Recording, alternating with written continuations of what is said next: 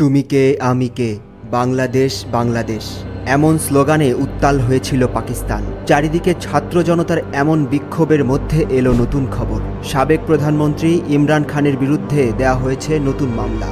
কেন নতুন করে ইমরান খানকে আবার মামলা দেওয়া হলো এবং বিক্ষোভের বর্তমান পরিস্থিতি কেমন, এই সব জানাবো আজকের ভিডিওতে।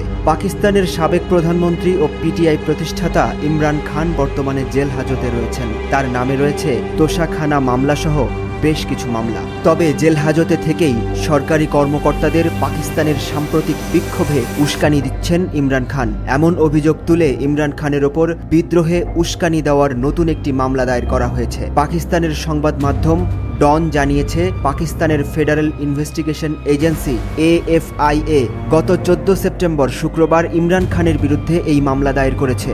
ডনের ওই প্রতিবেদনে বলা হয়েছে, তদন্ত ও প্রযুক্তিগত কর্মকর্তাদের সমন্বয়ে গঠিত একটি FIA দল ইমরান খানকে তার অফিসিয়াল এক্স অ্যাকাউন্টে একটি বিতর্কিত পোস্টের বিষয়ে জিজ্ঞাসাবাদ করার জন্য আদিয়ালা জেল পরিদর্শনে গিয়েছিল।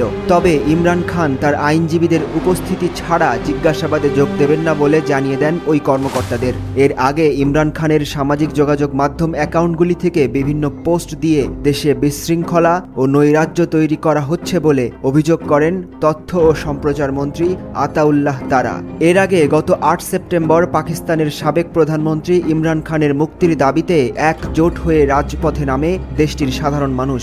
এ সময় বিক্ষোভ সমাবেশ থেকে ইমরান খানকে অবিলম্বে মুক্তির দাবিতে সরকারকে 2 সপ্তাহের আলটিমেটাম বেঁধে দেওয়া হয়। তবে বিক্ষোভের এক পর্যায়ে পুলিশের বাধায় সংঘর্ষে জড়িয়ে যান বিক্ষোভকারীরা। এদিকে বিক্ষোভের পরদিন 9 সেপ্টেম্বর বিশেষ অভিযান চালিয়ে ইমরান খানের দল পাকিস্তান তেহরিকে ইনসাফের বেশ কিছু শীর্ষ নেতাকে গ্রেফতার করেছে পুলিশ।